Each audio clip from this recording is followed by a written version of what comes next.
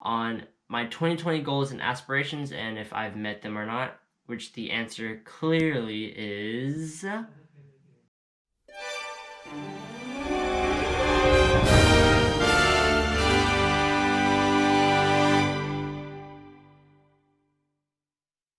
new year, same haircut. What's up, everybody? Welcome back to my world, Putt's world. And in today's video, we're going to be talking about my 2020 goals and see if I actually achieved them or not.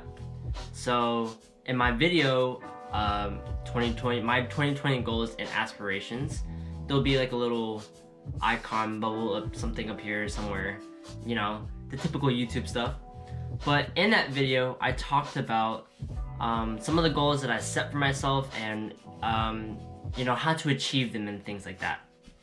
So, you know, on my ghetto setup right now, I have a piece of paper that I wrote down what I actually have and or what I actually said for my goals, and we're just gonna go over and see if I actually achieved them or not. So the first goal that I said in that video is to upload more videos. Yeah, uploading more videos, that definitely did not happen at all. In fact, I probably uploaded less than I did last year, I think, if I'm not mistaken. I'm gonna just come clean. I just got lazy and self-doubt. Self-doubt really goes a long way to kill you know, kind of your ambition and drive. But I guess that just means I'm weak as a person. Not necessarily weak, but weak-minded. I didn't have the self-confidence in myself to record more videos and to put them out in public, to let people watch it, things like that. Kind of scared of people judging me, honestly. Oh, sorry if the table shakes or anything, guys, because yeah, like I said, I'm on a ghetto setup. But yeah, anyways, yeah, just low self-esteem, low self-confidence, things like that. And also because, yeah, I was just in a super huge rut, and I'm pretty sure all of us were during 2020 because of, you know, the great event. But yeah, uploading more videos, and then subset goals of that was to hone my editing skills while also perfecting my speech. Not perfecting, but practicing. Practicing my speech is something that I have actually done over this past year, believe it or not. You know, even with me staying at home most of the time and not interacting with people, I got to have a few clients to talk to, and I've got to film a few videos that I didn't put out on YouTube for my business. But yeah, I got to like practice, you know, how to talk, how to be more comfortable talking in front of a camera, but also how to be more like clear and concise in what I say and how I put it out there, and you know, things like that come along with speech, right? Obviously. But yeah, that was the first goal that I set for myself that I kind of flopped on, which is uploading more videos. I guess I could have just said uploading more videos in general. It doesn't have to be YouTube necessarily. It could be like Facebook, Instagram, stuff like that. I did upload a lot of videos on Instagram. Not that much, but a lot in my eyes. A lot of videos on Instagram and Facebook. You know, I'm gonna give myself a half passing grade or whatever for that. Half completion. The second goal that I wrote, or that I set for myself, is to be more active / healthy, and that is a goal that I actually have done and achieved. I did start going to the gym. Obviously, you know, not looking too good right now. Obviously, you know, just a flex or whatever. But yeah, I signed up for a gym around March-ish. Yeah, when the great event happened. It was actually right before the great event happened that I signed up for the gym. And then, you know, everything started closing down and stuff, and well, here we are. So what happened was I started working out at home, and I felt like I didn't have motivation to work out because I was at home, because everything around me was so comfortable. So I decided to go back to the gym even during this whole great event happening. And yeah, I've been going for maybe 6 months straight, from around April to September-ish. I think that's when I went back. And I know you're like, when you're working out, you're supposed to stay consistent, right? Obviously, you're supposed to stay consistent, go to the gym, you know, eat healthy foods. It doesn't have to be healthy. It could just be like, you just need to meet your caloric needs. I think that's the word, caloric. Yeah. But yeah, I've been doing it, and then since September, I've been kind of on and off with it.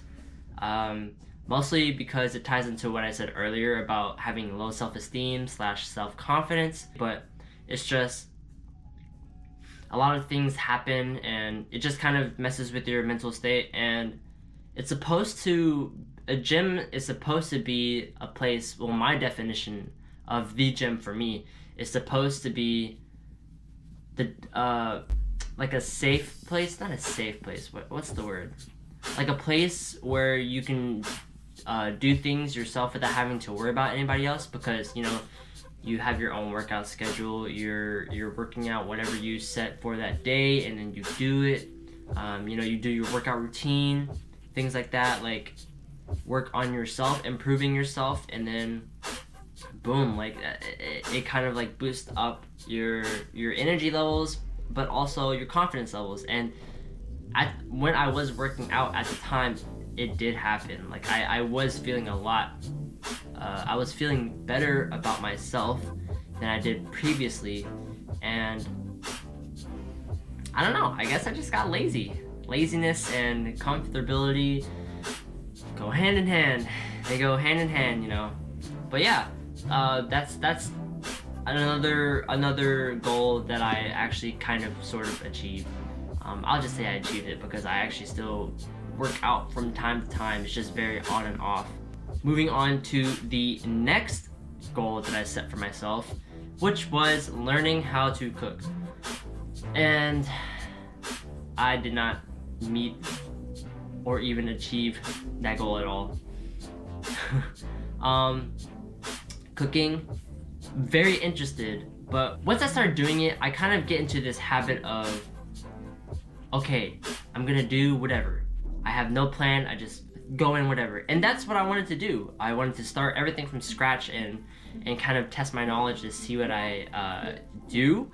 But I realized that cooking without a plan and not really knowing any ingredients at all is very difficult to do, very difficult. Also, when I only cooked about twice, after that I didn't really cook again, and it's kind of hard. Well, this is an excuse, okay? I'm saying this because I know this is an excuse and I'm telling this to myself.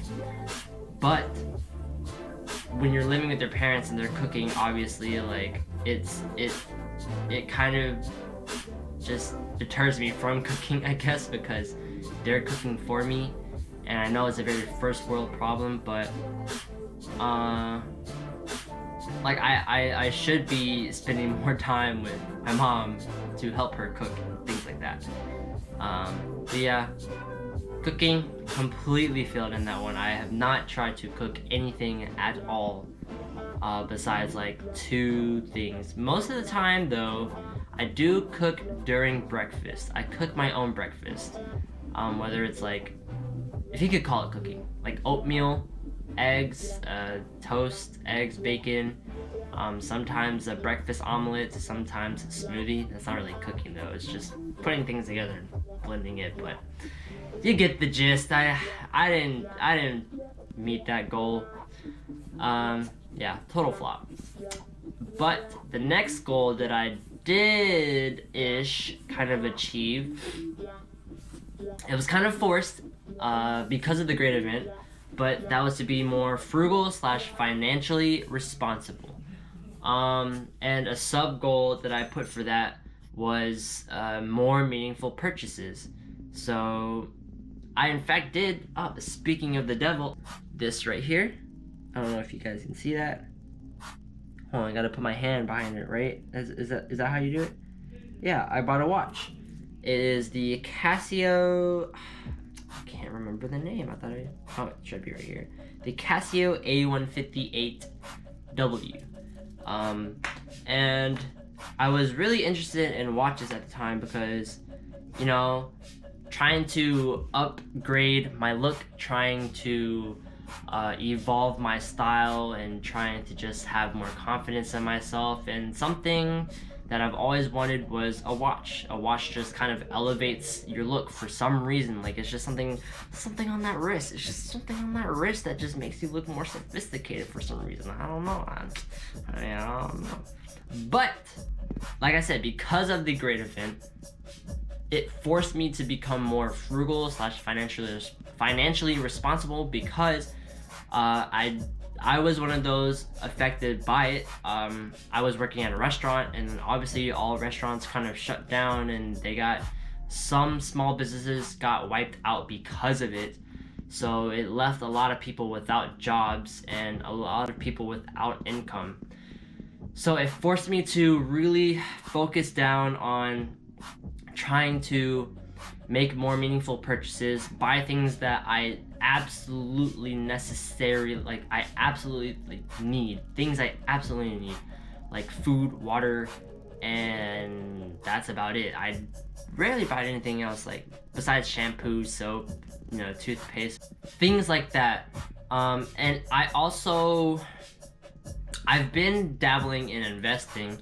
Not gonna tell you guys what I'm investing in though, just gonna say that I have been dabbling in investing. I've done my due diligence. I've definitely done my own research since maybe 2 years ago.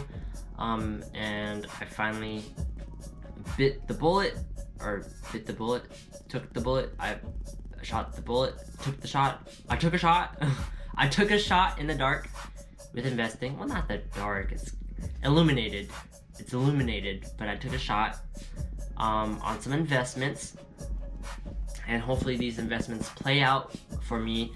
It was definitely a great time to invest at the beginning of the great event, but it's still okay to invest now. Like many people say, it's about time in the market, not timing the market. If that makes sense. Don't time the market, just be in the market. Yes. Investing. But yeah, the great event, like I said, forced me to be very frugal and financially responsible. Another great example, I did get a new job, and I still get paid hourly, but I have cash tips on top of that, so I get paid around 12 an hour-ish, right? And one of the ways that I forced myself to be frugal / financially responsible was to use something called the budgeting system. I see you guys right here. I have my emergency fund. I got my investment checkings right here.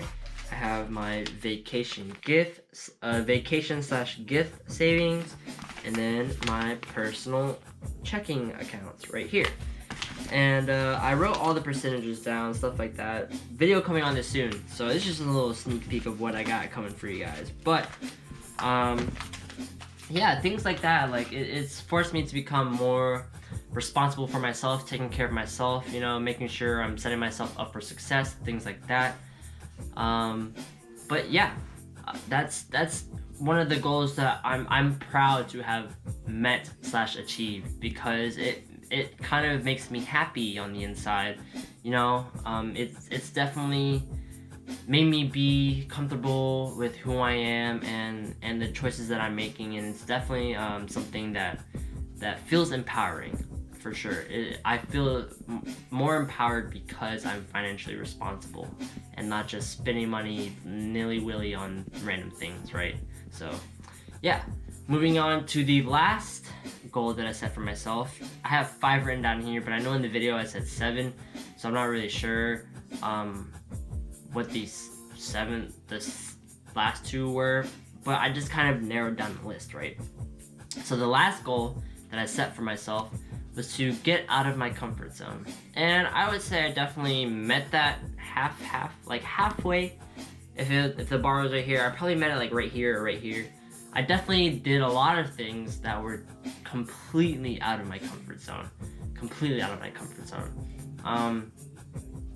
Trying to be professional, filming videos, putting it out there to people I actually know, starting my own business, learning about things that not a lot of people take the time to learn, and then trying to explain that to people.